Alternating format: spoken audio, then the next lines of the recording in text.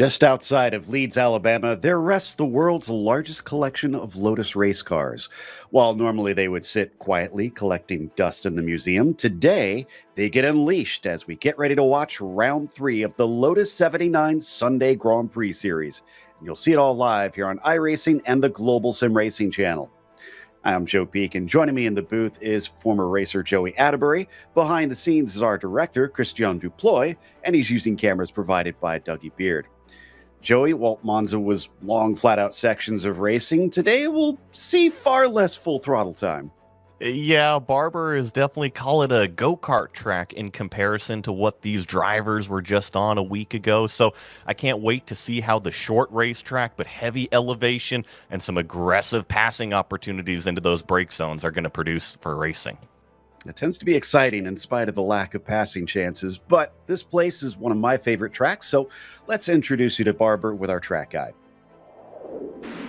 Welcome to Barber Motorsports Park. Located just east of Birmingham, Alabama, this is one of the newer circuits in American road racing. The track was built in 2003 by George Barber to go along with his Barber Vintage Motorsports Museum, which can be seen appropriately from Museum Corner on the track. While the main circuit is the full course, which includes 16 turns over roughly 2.25 miles, there are also two lesser used layouts called the Short A and Short B courses.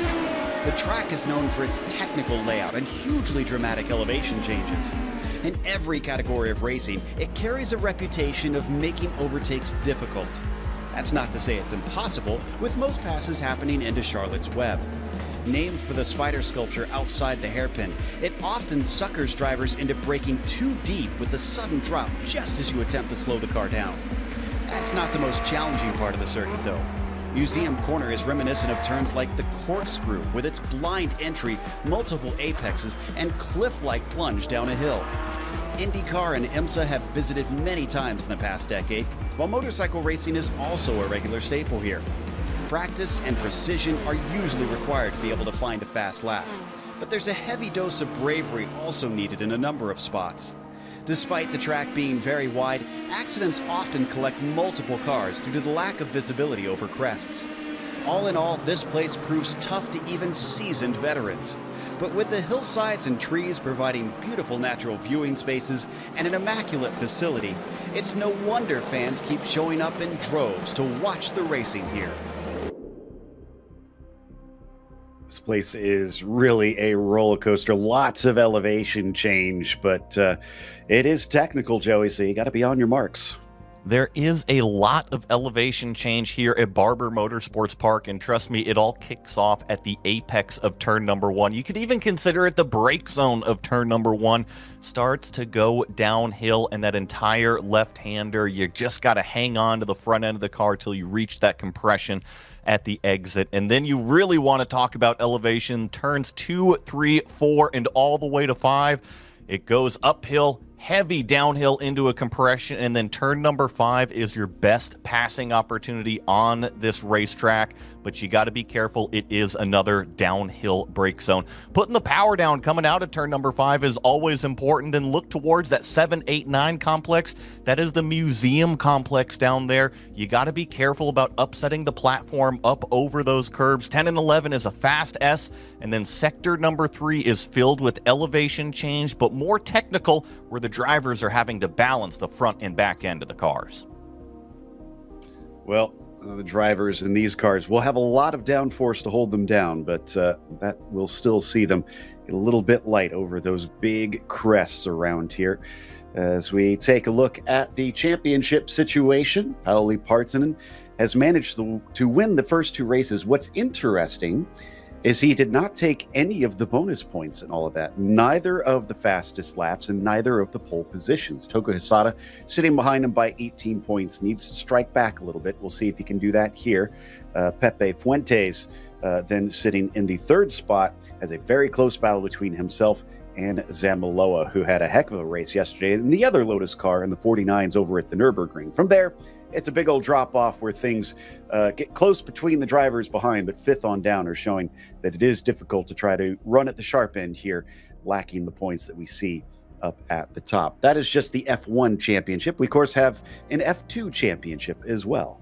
Yeah, same cars, just different iRating, and right now it is Josephine Becker leading the way. Look at that, 46 points over the unicorn machine of Bjorn Ackerman.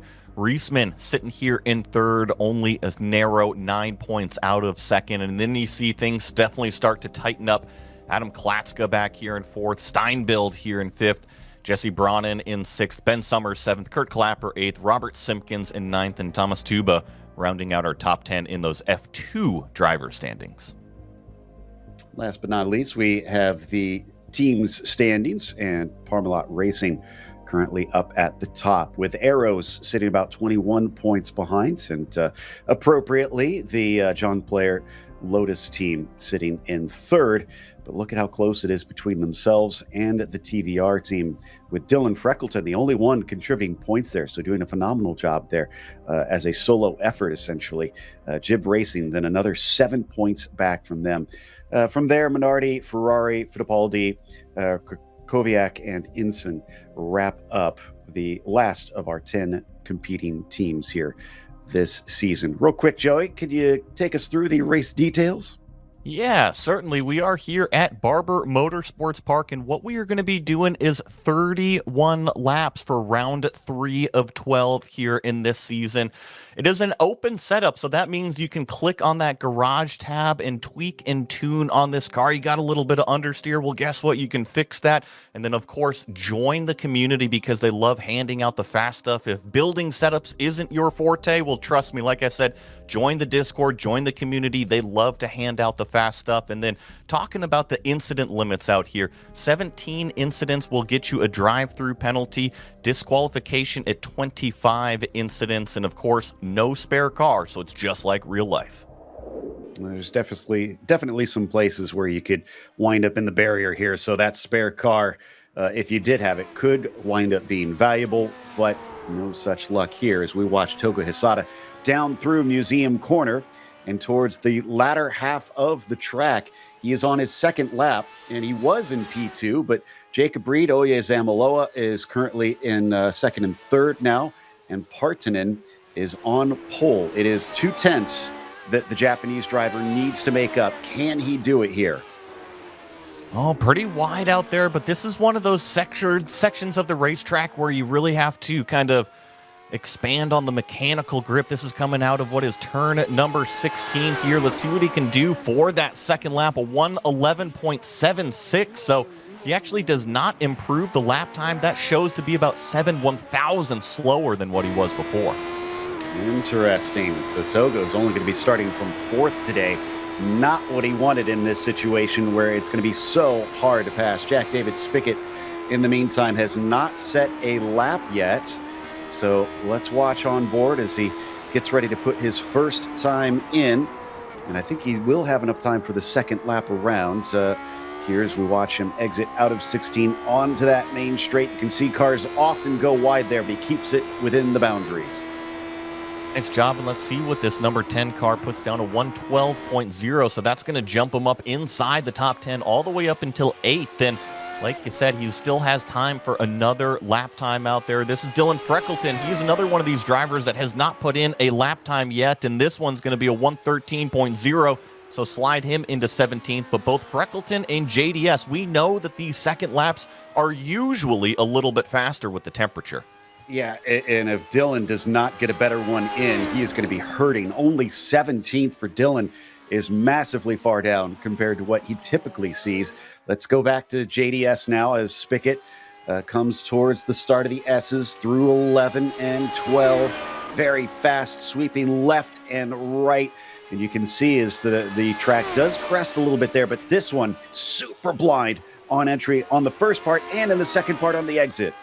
And then you go up and over that tunnel there, hit the compression, and what is turns 14 and 15, kind of the second apex here. Turn 16, the left-hander, a little bit of elevation on the downhill, and actually a little bit of camber built into that corner as well to try to help you grip up off of it.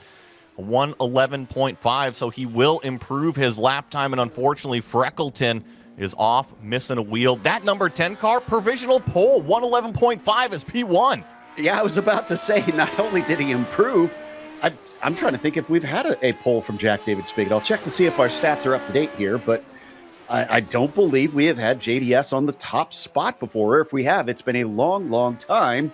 In the meantime, I think this is Daniel Gallus that we've got on screen, just basically practicing from here because he's already taken both of his laps. Yeah, and I think that at Barber, if you're maybe not quite as confident in the car, it's good to go out here and do some of these practice laps. And we got a lot of curbs, a lot of apex curbs throughout this place, and you do have to be aggressive on some of them. So a couple extra laps out there, not going to do you any harm. Exactly. So don't blame him on that one. Well, it looks like the grid is in fact set for this race today, and a bit of a shocker up at the front. Jack David Spickett could maybe steal a win. It is small margins between himself and Partanen, but if he doesn't lose that lead, it's going to be difficult for others around him to make overtakes. There you see it. Jack David Spickett, your pole sitter with Pauli Partanen to his outside. Jacob Reed, good enough for third today. Oye Zamaloa, P4. As Togo Hisada gets pushed down to fifth with JDS jumping up there late in the qualifying. Karthik Pai starts from P6. Alberto Sanao will be in P7, and Timothy Reed 8. Hosu Alzagari will be in 9th, and Shady Ahmad will start in the top 10. Then in 11th, we'll have Mickey Friesen here in the number 14 car. Bjorn Ackerman going to be lined up next to him in 12th, with Tobias Nara in 13th and Farron Grau in 14th. Josephine Becker, that F2 points championship leader, in 15th, with Jean-Francois Bosca 16th. Dylan Freckleton 17th, Gabri Martinez 18th, Pablo Suarez in 19th, and Parrish back here in 20th. 21st is going to be going to Alexis Tapia Vico, Barry West then in 22nd. Gord Janot will be in 23rd. Juan Fran Hernandez, P24, quarter century mark goes to Kurt Clapper. Martin Riesman will start in 26th. Ty Keela in the 27th spot. Antonio Alvarez, P28. From there, row 15 has Simon Steinbild on the inside and Pablo Arteaga on the outside. I'll just wrap these up as our last few drivers. Only Keith Herner had a lap time. Clapper, Gallus, Blair, Cockram, and Spice will start according to iRating at the back of the field. I did get a chance to look, and this is at least pole number 8 for Jack David Spickett. Not sure if, since the last time our stats were updated, if he has garnered any since then, but apparently he does have a fair few under his belt as we wait for Pauli Partanen to be among the last drivers to grid up here to start this race. And it looks like they are all out there now, ready to go. The lights will come up as the engines start to rev. And it looks like it is going to be a decent start, but not a good start for Spickett. Partanen is a huge launch off the line. Almost second place loss for Jack David Spickett as Zamaloa then gets shoved to the outside, keeps from falling too far down with two wheels in the grass behind them. Looks like they are good.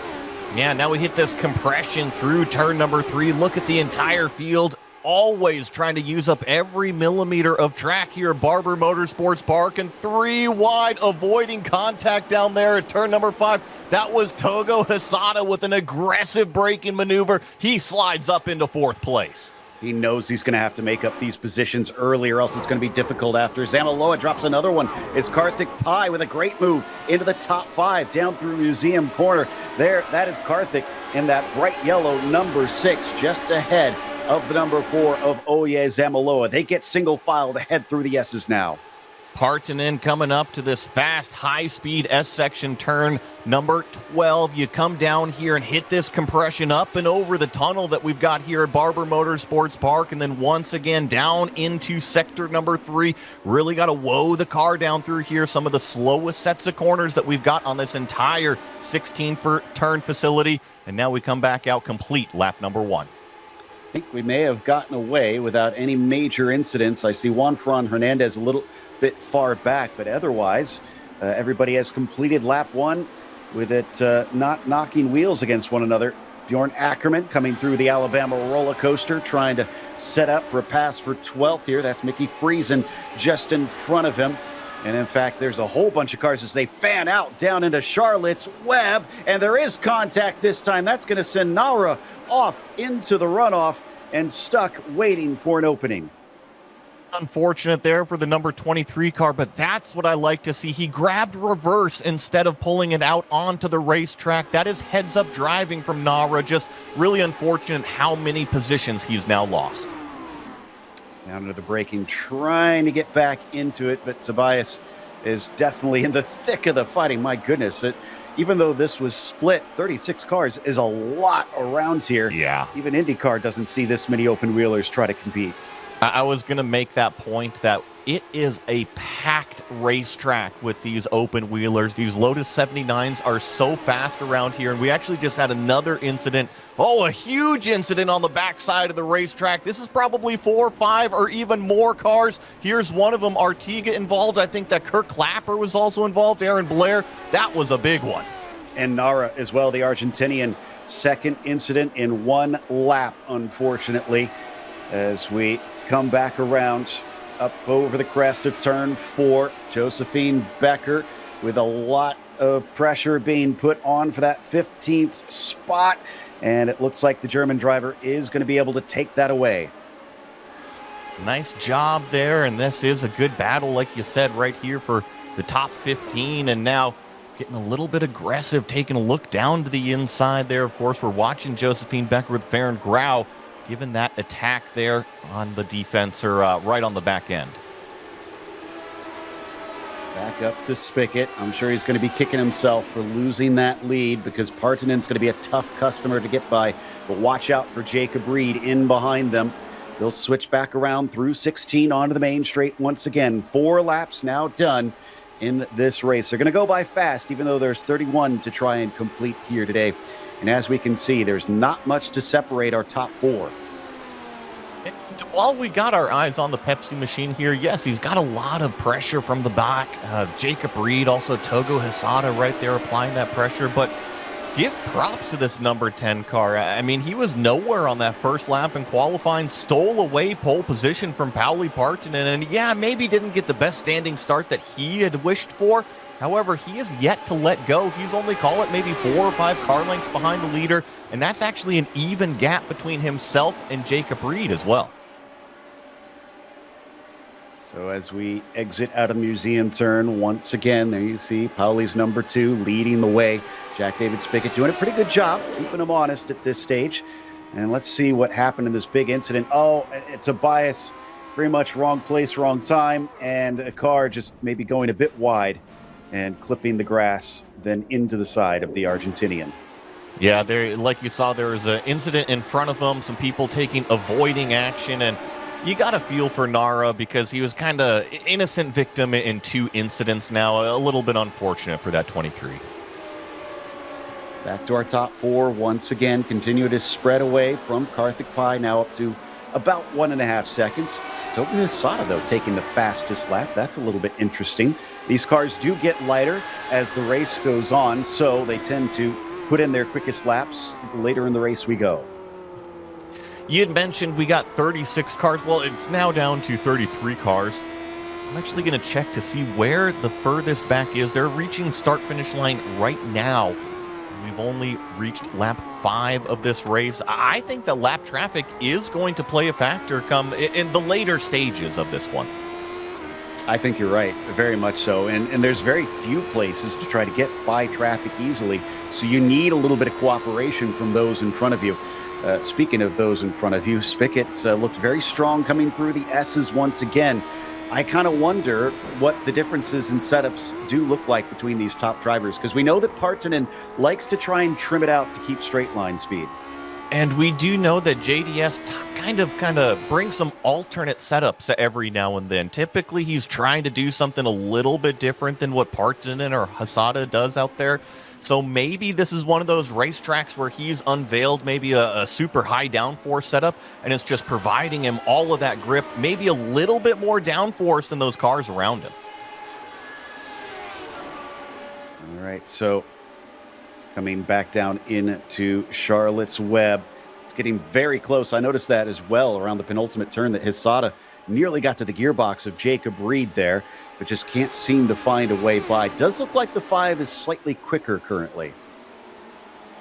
I think it's just kind of a seesaw battle where maybe JDS catches the back end of Partonen, and then maybe Reed has a little bit of moment of looking in the mirror, and all of a sudden there's Togo Hisada. Remember how fast Jacob Reed is. He's always up there towards the front, so even though that there's a little itty-bitty bit of a gap in between himself and JDS, he might just be trying to keep a little bit of clean air on the front end to preserve those front tires, too.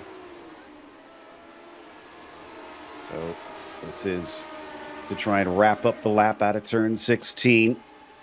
And once again, they go equidistant from one another, all just separated by about 3 to 4 tenths apart here up at the front of the group.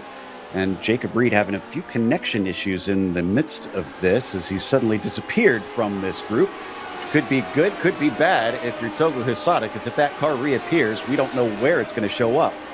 Yeah, that's always a little bit of a nervous moment. And the thing with Togo Hisada is that without that third car in line, he is going to continue to close it up to our front two leaders. So if Jacob Reed does reappear, like you said, we don't know where he is actually going to be as we check in on this battle for what is 7th place. This is Alzagari headed up, and as well as Sanau, Ahmed, and Friesen. Ackerman also included in it. Yeah, nice run from Ackerman today. I'm not sure that we've seen him fighting for the top 10s very often. And hopefully he has a little bit of a better day than he did at the Nürburgring as he got disconnected. It looks like Canal and Alzagari are going to go side by side briefly, but Josu is going to come out ahead with that 7th spot. But things getting spicy as he leaves the door open a little bit, and Alberto unable to try and pick up the position. That was almost the IndyCar move down into that penultimate corner. He's going to get the inside, though, coming down into turn 1, and Alberto will make it stick that time. So Sanau up into 7th place, and Alzagari has got to be careful because Shady Ahmad is now right there underneath that rear wing. Actually has a little bit of a run. Let's see if he pokes the nose down into turn number 5. All of them pretty aggressive on the brakes. They all get the car slowed down. This is a triple apex left-hander here, turn number 5. So you kind of get a variety of racing lines on which driver wants to hit which apex and which car is going to put down the power the best. Vasquez, unfortunately, getting turned the wrong way up and over the tunnel turn. Thankfully not hitting anything. Not often that you have that situation as the barriers are very close on either side over that crest, as you can see here. Hisada is now, I think, pretty much, he has been moved up to 3rd because Jacob Reed officially has lost his connection and has had to reconnect. He'll have to wind up a few laps down. I knew I shouldn't have said anything about Bjorn Ackerman. He's just gone off. No, so unfortunate for that number 34 car. He was right on the tail end of that battle we were watching, but with no more Jacob Reed, look at this. Togo Hisada has now occupied that spot. He is firmly in 3rd position. He has set his sights on the Pepsi machine in front of him, but guess what? We're not even halfway through this one. This is kind of a different game for Togo Hisada. I think that he could actually kind of sit back here, take some notes, and be like, all right, do I want to be aggressive right now, or do I want to be aggressive later on? That's the big question. And sometimes it's hard to tell, especially at a track like this, where you might not get those opportunities later. You do not know. We're still waiting to see what the traffic is going to look like, and it is a while before they even get to the first car. Even then, it'll only be one machine in their way as it sits right now. It's when they really get to big groups that it's going to be a lot more difficult. These three glued together, all about less than a second apart from one another. Shady Ahmad thought about it. Now he's going to think again for an over-under, but gets the nose chopped off there. And I think I see that Karthik Pai maybe just had an incident. There it is in the upper right part of the screen. He is missing the majority of the back half of his car. I'm not sure if that was an incident involving anybody else, but I saw the tail end of it, and he had lost a good chunk of that machine, including one of the wheels. Shady Ahmad, in the meantime, gets bumped up because of that into 8th place. Let's see what happened to Pai, and it's another driver just overstepping the limits at the tunnel turn. I'll try to kind of describe it, that turn 12-13 complex over there. You're going so fast. Another incident down here in turn number 5. This one includes Shady Ahmad. This was the battle that we were just watching. All of a sudden, an incident down here at the slowest section of the racetrack. And look at all the cars now grouped up in front of them.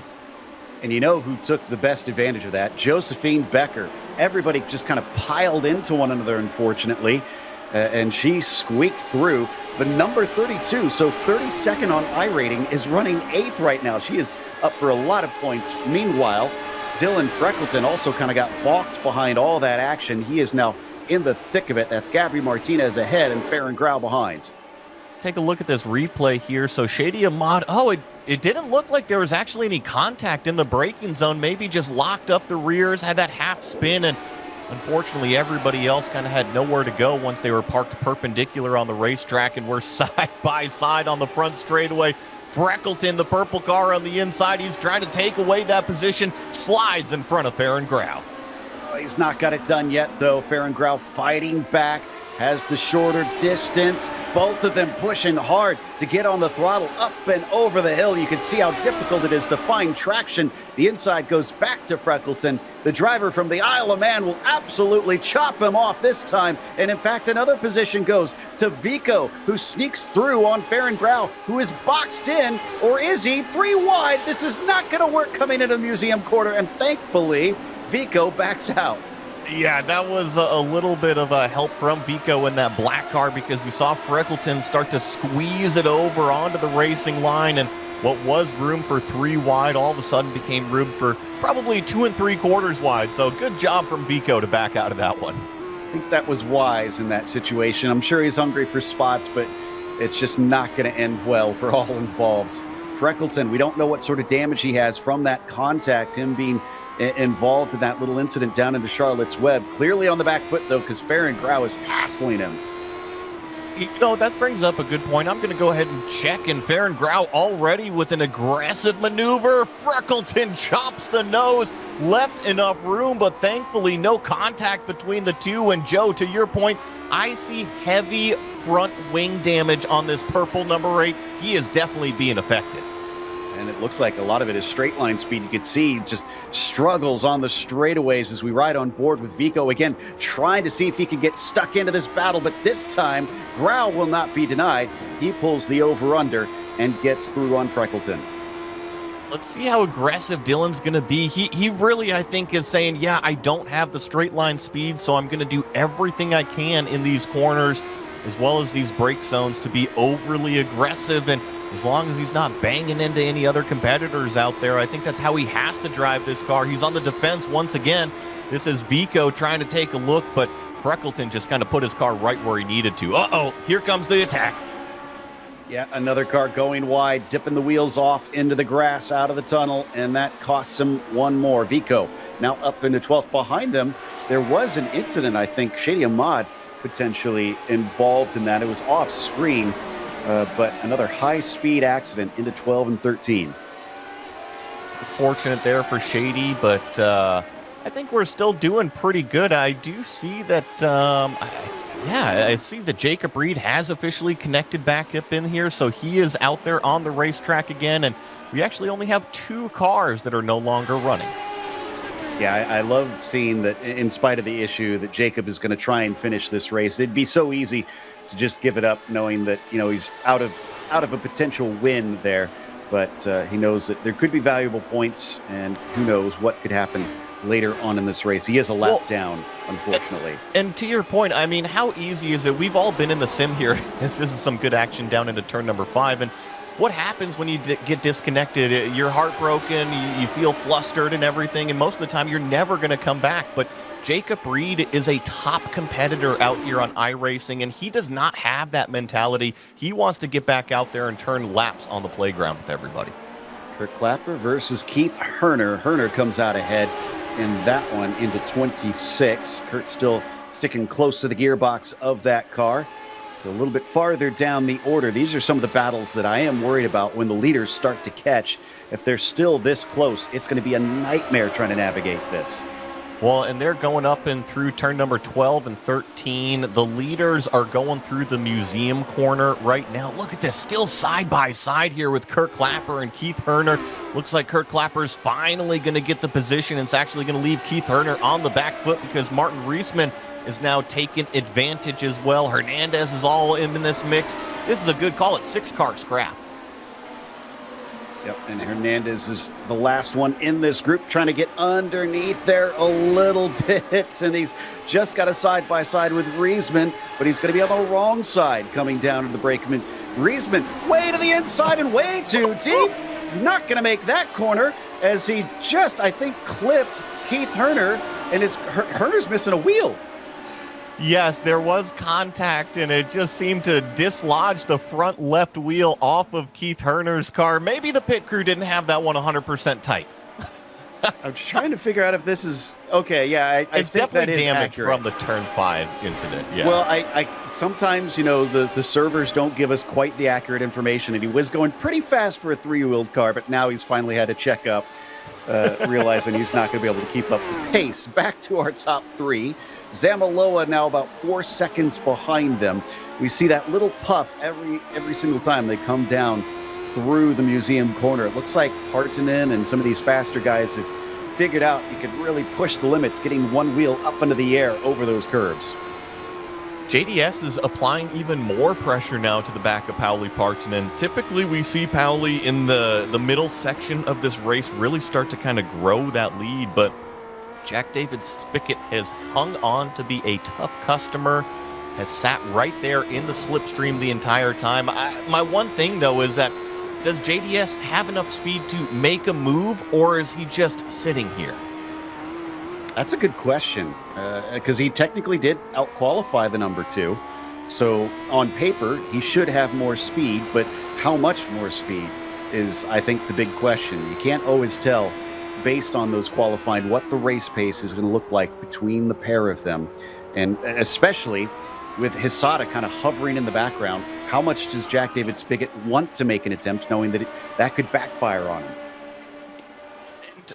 We're pretty much smack halfway. Let's get to this replay of Kevin Parrish. This is in the turn 12-13 complex. Another one of those apex curbs, taking a victim. Doesn't make it all the way to the tires, though, so he continues on. To my point, though, we're, call it, smack halfway in the middle of this race, so we haven't even reached that tire fall-off phase. Now, if you've abused the tires, you could certainly feel them fall off in a corner or two, or maybe through some of these right-handers as the front left really takes a beating around here. But I have a feeling it's going to be another 10 laps, maybe 8 laps, before we really see the tire wear. That's a good point. And and Spickett's very close this time. Yeah. It's a mistake at through 15 out of Partanen. And those are the sort of things I'm sure he is watching for. There's no doubt he wants to have a pretty sure deal if he's going to make a pass. Like I said, Hisada's so close behind. You can see he's already kind of sizing him up a little bit and looks down to the inside, tries to go for a move into Charlotte's Web. He's given plenty of space. In fact, Spickett just about dives out of the way. Togo's up to P2 now. I think Togo Hisada is very happy with JDS, like you said, diving out of the way at turn number 5. I felt that they could have gone side by side, but Jack David Spickett very generous with the room given, and that allows that black number 5 car to get up on the rear wing of Pauli Partanen. These two have been racing against each other a lot in these last few seasons, so Togo is no doubt very familiar with what kind of tricks we'll see Pauli get up to, but Pauli holds the better cards in his hands right now with that track position. And there we saw that mistake that Partanen had made the previous lap. In the meantime, onto the main straight. This one looks a little bit more solid from the fin. Definitely got that line fixed again, and once again a 112.8 out of Partanen, 112.8 out of Hisada, a little bit slower out of JDS, that third car in line after getting past there for second place. Togo Hisada is carrying that momentum. He's looking to try to attack Pauli Partanen sooner than later. That was just a feint to the inside to try to draw his eyes off of that brake marker. So for reference, they're about 2 seconds a lap faster than the cars they are catching at the tail end of the field. And they are maybe about 4 or 5 corners away from them. So it's not going to be very long, and it definitely will be before the end of this race that they catch them, as that time that was well off track for Togo Hisada. And I wonder if he got a slowdown pit. It looks like he did not, but that had to have been marginal. I don't see anything there, so I think he might have got away with it, but I think that Togo is just kind of carrying the performance of his race car right now. He was sitting in 4th the majority of this race. Jacob Reed dropped out, so he kind of went up to third place, made the aggressive move on JDS just a lap ago in turn number 5. And so he's steadily been working his way forward. And if he feels good in the car right now, why not attack Pauli Partanen? But Pauli responds with a heck of a lap, a 1:12.5, nearly as fast as he's gone today. Maybe not happy with that pressure he's been receiving these last few laps, trying to pick it up a bit and run away from this group. So here's a replay with Barry West, who spins coming through the roller coaster and then gets punched in the side, unfortunately, by a car just unable to avoid. And I think that was actually the debris. Did you see that little bit of debris that disappeared right before the leaders came through, or right as the leaders came through? I think that was the rear wing from Barry West. I think you're right. And up next is potentially Daniel Gallis, who I think was the car that ran into him. So they're getting them even quicker now. 13 laps to go.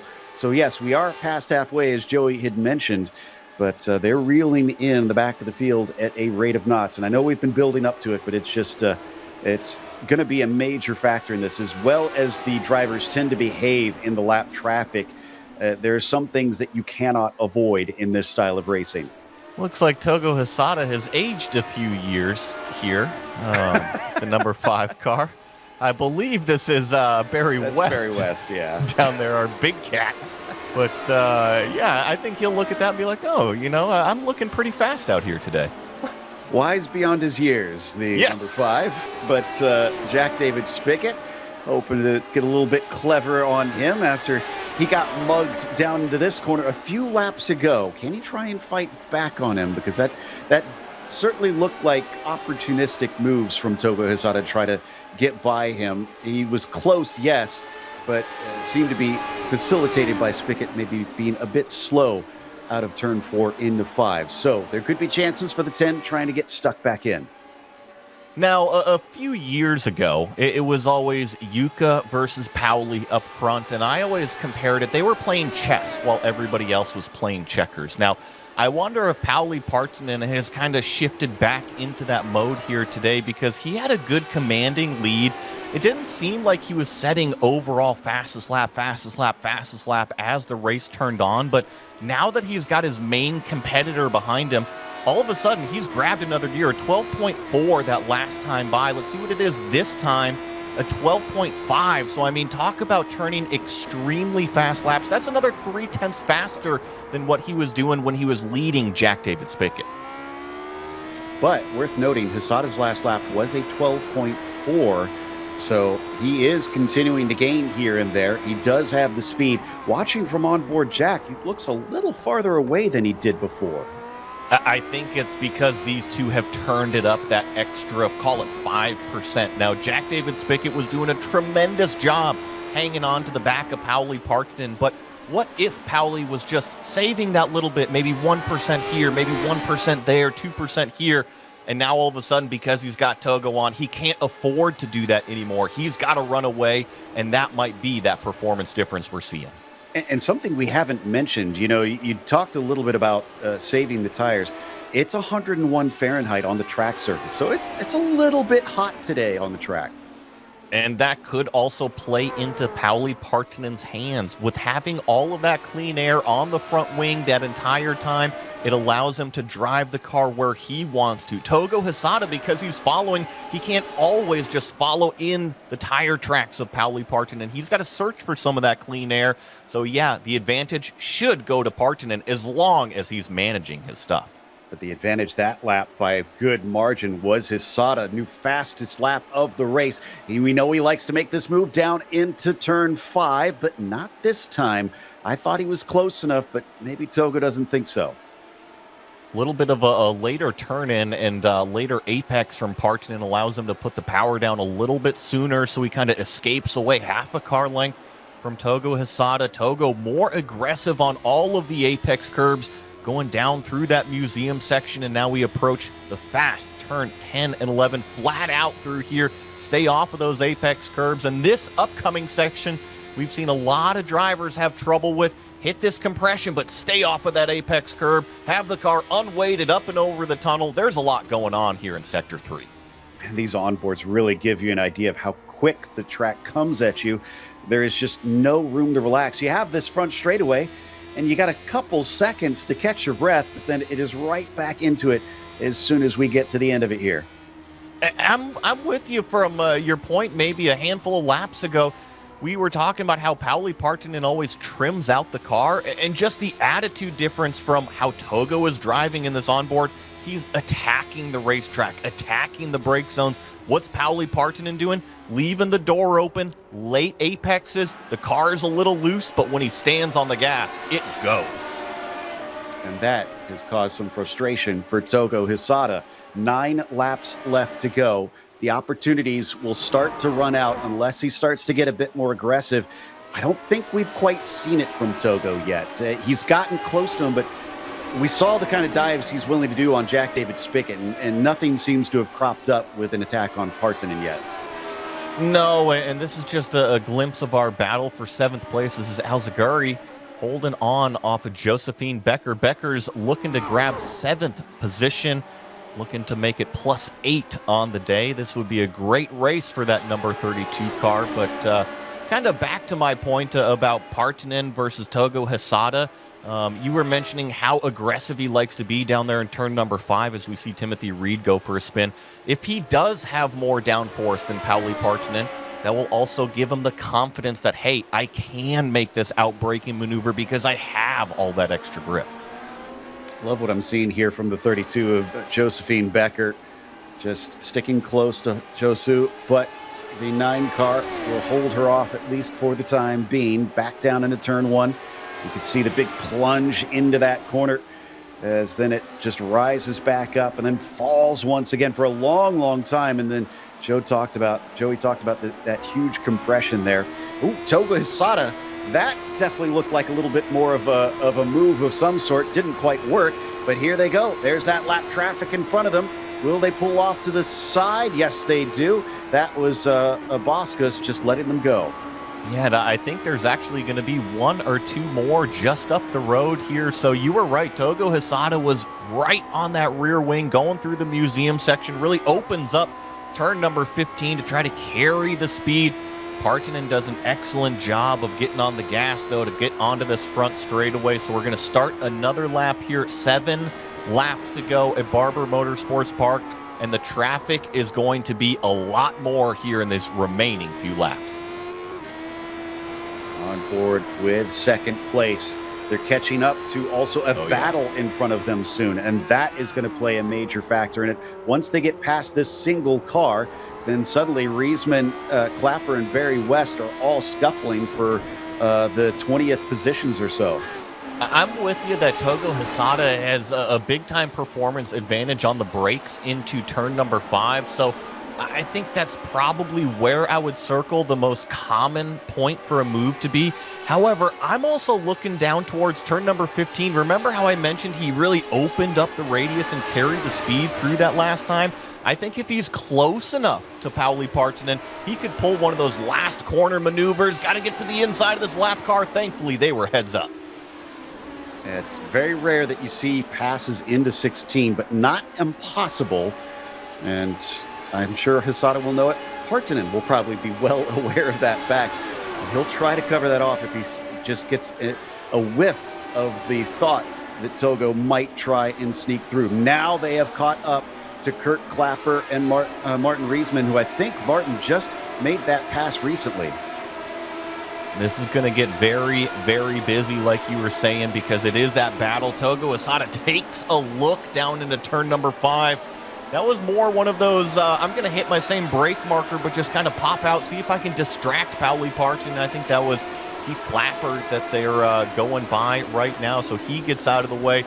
Togo Hisada still as close as he's ever been through this museum section. Pauli Partonen just seems to be able to put the power down a little bit better. Let's see how close Togo is in the draft coming down here to turn 12. He's close. The first driver was pretty polite there with Clapper. Next up, going to be Martin. The Dutchman has his own race, still trying to catch up to Barry West. Although I say that, West is not for position, it looks like. So hopefully, if he gets a good chance, he should be able to pull out of the way as these 3, nose to tail with one another, are getting the 5 to go marker. And yes, look at that. Excellent awareness there from the Dutchman of Riesman. Nicely done. There is one more lapped car just in front of our leaders here. They're going through this same section on the racetrack, and you see him just up in front. That is Barry West. He's usually very heads up and unfortunately has had an incident already today, so he should be aware of the leaders coming up behind. That lap one, turn one pass for Pauli Partanen has shaped this race. And look at, he's watching the mirrors now. You can see him looking down into him, slowing up. Great job there by Barry West. Allows all three of them through, does not affect the battle. Yeah, and even pulls over for that other car behind. So Togo Hisada freed up to attack Pauli Partanen. He's always so close through the museum section, and look at him use the slipstream here. However, the brake zone into turn number 12 is pretty much non-existent in these cars. So unless you are wheel-to-wheel, side-by-side, I just don't see the move happening into 12. Let's see how much more speed he can carry through this right-hander right here. Earlier in the race, I thought there was a little bit more of an advantage. Maybe it's those tires starting to equalize. And just to complicate things, we've been talking so much about Togo versus Pauli. Let's not forget that behind him, they do have Jack David Spickett just sitting there well within range that he could try and use whatever Togo attacks with against him. I've always been taught that, hey, you know what? If the door is open, go ahead and take an advantage. And sometimes Togo Hisada will open the door, although it's very, very rare that he opens the door for anybody behind when he's actually trying to make that aggressive pass. He's always so on his marks out here that it's tough to get by either one of these drivers without that mistake. Just right on top of it every single time.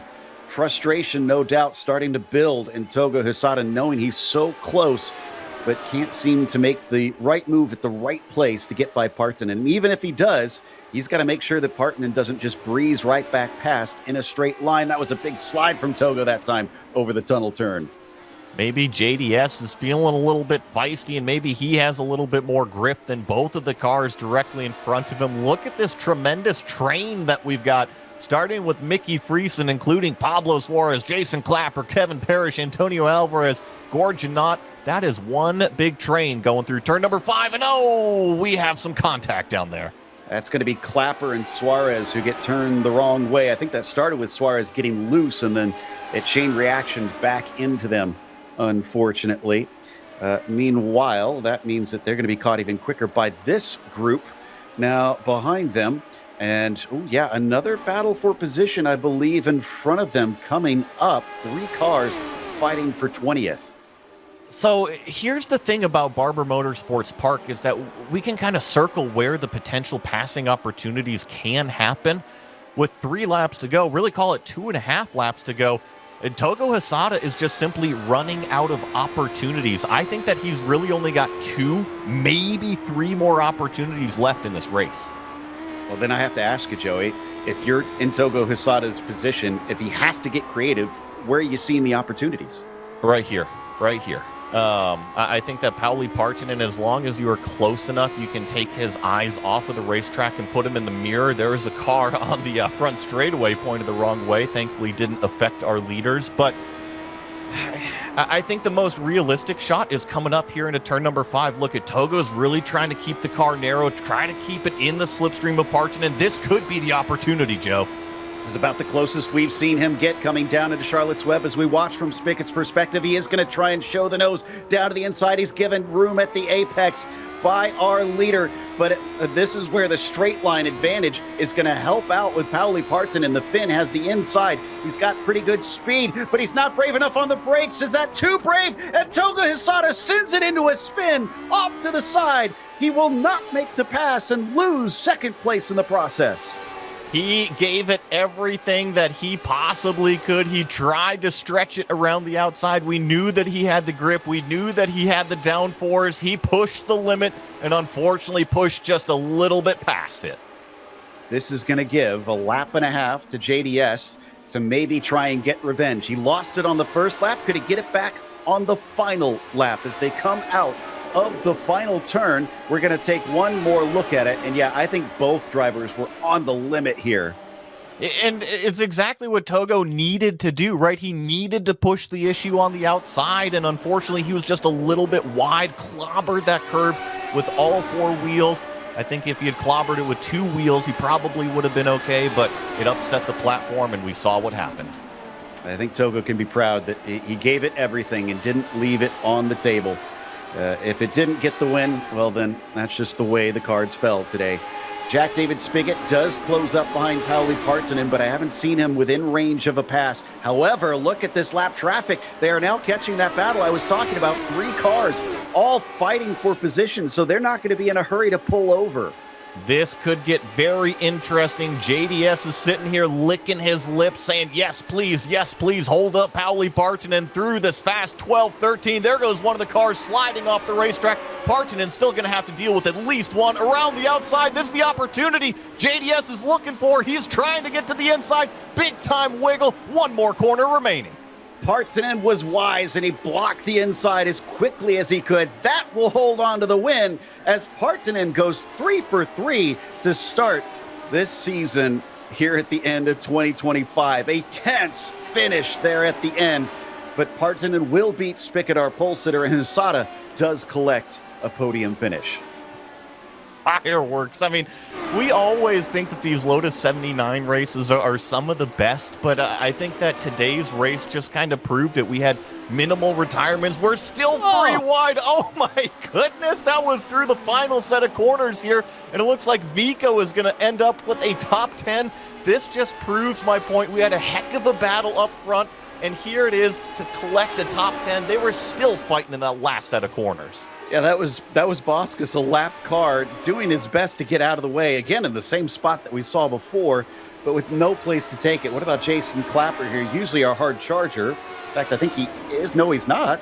As Cockrum and Spice have a few more positions, but Jason still up 15, and he's not going to get one more here, it looks like. Can I catch my breath yet, Joe? I don't know, man. It looks like, yes, we can finally breathe because this is the last of the lead lap runners. So here, and Josephine Becker right at the very end. That is disappointing to see because she was having such a good race. She still did get a top 10 and was up 6, but maybe could have had one more, but for a mistake at the finish. All right, let's take a look at those results. Pauli Partanen with a critical pass at the start, getting him another victory over Jack David Spigot, who is going to be trying to take that as a lesson for later, potentially. Toga Husada getting third, but was so much closer for much of the race and up in second, in fact, for the majority of it. Alberto Senao was in P4. Oye Zamaloa was 5th. Timothy Reed, 6th today after a bit of a spin partway through the race. Farron Grau, P7. Alzagare is in the 8th spot. And as we mentioned, Josephine Becker, P9, ahead of Vico, who rounds out your top 10. Then in 11th, we have Gabri Martinez. Dylan Freckleton going to finish in 12th. Bjorn Ackerman back here in 13th with Mickey Friesen in 14th. Antonio Alvarez, a good day, plus 13 to finish in 15th with Kevin Parrish back here in 16th.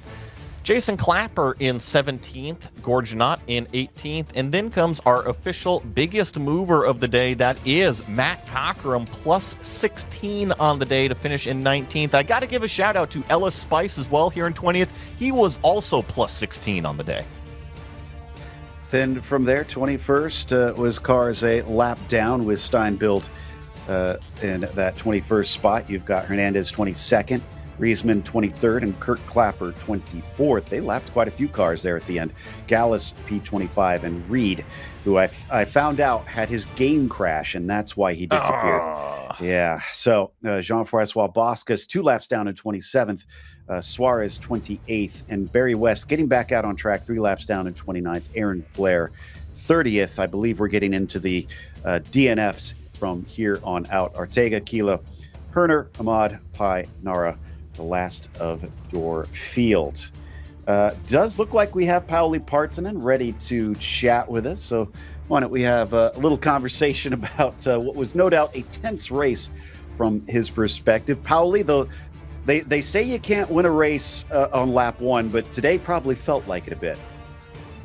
Yeah, for a moment it felt Yeah, this track is super hard to overtake. Like usually when you think hard tracks to overtake, it's like Long Beach or Detroit, but I can tell you this is way harder with this track. So yeah, I was hoping to get the P1 and I got it, and I tried to just drive cleanly and not do do not do any mistakes. So that was the plan. Well, that late race attack from Togo, the two of you going side by side into Museum Corner, how far into the braking zone were you going there? Because it looked like both of you were as deep as humanly possible. Yeah, I was braking a bit too later on that corner because I noticed that Togo is so close, and yeah, I think I nailed the braking, but seems to be that also Togo nailed the braking for that corner. So it was really showcase of skill. It's not really easy to brake with this car. It takes a lot of practice and a lot of skill. So that was intense, and then we were side by side. So what's the better? So the interesting thing about all this, and I'm double checking, and it does look like, yeah, you did not take either the fastest lap or the pole for the third race in the row, and yet for the third race in the row, you're winning. Are you thinking race more so than the other factors, such as those bonus points? Are you focusing on that race pace? Well, last 5 years I have only practiced for quali, and I still do it. I don't really practice races. I just practice quali and try to get the best out of quali. But I don't know what happened this season, but I just cannot get the quali runs well. Like I was P5 at first track and P6 on last week, and I was P2. So yeah, the qualis have not been the best of me, but yeah, I have noticed lately, like last year, that I usually don't get the fastest lap anymore. So it seems like I don't have the best race pace usually, but I'm usually the truly train at the front, and everybody behind me try to overtake me. So maybe that takes a bit of my focus and not really able to give best again with the race pace. Well, apparently Joey behind the scenes is saying that you suck at going fast, but good job at winning. So there's that. Yeah, that sounds very good. All right. Well, congratulations on that third win in a row, and hopefully we'll talk to you some more. Yeah, thank you. Bye-bye. That was Pauli Parton. And Joey, in the meantime, hopefully has some kinder words for Togo Hisada, who was third. Togo Hisada, congratulations on third place. I got two questions here for you. First question, did you have more downforce than Pauli Partonen, or did you just have a little bit more grip into some of those brake zones? I'm not sure. I feel no difference with Pauli. Yeah, to be honest, me and Pauli is usually discussing with how to set up for for the week. And this week, Pauli didn't have a lot of experience for this track, so I made a slight change. Like we made the set together. Mhm. So maybe he tweaks a little bit for the wings, but I don't know, and I don't feel so much differences. The only differences Okay. is his racing line into really last two corners and the first corner. Racing line is a little bit difficult, so little bit different. Sorry, so that makes the difference with down exit speed. Yeah. And then my second question for you is, we thought that you were very, very strong into turn number 5, maybe also strong into turn number 15. Did you feel like the brakes were where you were faster than Pauli today? Maybe, maybe, but always our lap time is so close, so So close. It is. So close. yeah. So maybe I will be if I drove the first place, then I think the same thing happening. Yeah. Yep. I get that. It is so much fun watching you two battle. Great job on all of the passes today to get up into fourth from that start and then to get around Jack David Spickett into turn number 5. That was a great maneuver, and we were all on our feet watching you guys battle for the lead. So thank you so much for coming out here and racing with us week in and week out. You've proven why you're a champion. Is there anybody you want to give a shout out to? At first, thanks for great battle, great racing for the, Pauli and Jack David Spickett. It's very, very intense battling that battle, as usual. Thank you very much. And the Lotus 79 communities and the Global Sim Racing Channel broadcasting team. Thank you so much. That was Togo Hisada finishing in a heartbreaking 3rd place here today. Yeah, I'm sure he wanted more than that, but that's going to lead us to a close on our interviews with a big thank you ourselves to that community, that Lotus 79 community who continues to come back and have us cover this awesome series. Also, I want to give a thank you, of course, to our team today, Joey, Christian, and Dougie. Make sure to subscribe to GSRC and to iRacing so you don't miss a moment. The next race in this series is going to be at Watkins Glen on Sunday, October 12th at 12:30 p.m. Eastern. And of course, on GSRC itself, we do have POC coming up tomorrow night at Interlagos. Joey, this was, again, a joy, but man, the tension out on track in this series, it never ceases to amaze me what these drivers deal with. It's extremely impressive. I mean, we had a 4-car lead fight for entire 31 laps until, unfortunately, Jacob Reed kind of dropped out with that game crash. We had a huge top 10 fight. Josephine Becker, the F2 points championship leader, had a great race. And then like that little bit of an incident down there at turn number 5, no big deal. But yeah, we had just tremendous battles. This is what Lotus 79 is. It doesn't matter if it's here at Barber, if it's over at Monza, what racetrack we're at. It could be a draft fest. It could be a go-kart racetrack. No matter what, it's going to provide great racing. That's why we love this series so much. Well, thank you, everybody, for tuning in. I'm Joe Peak. Until next time, race clean, race hard, and we'll see you on the track.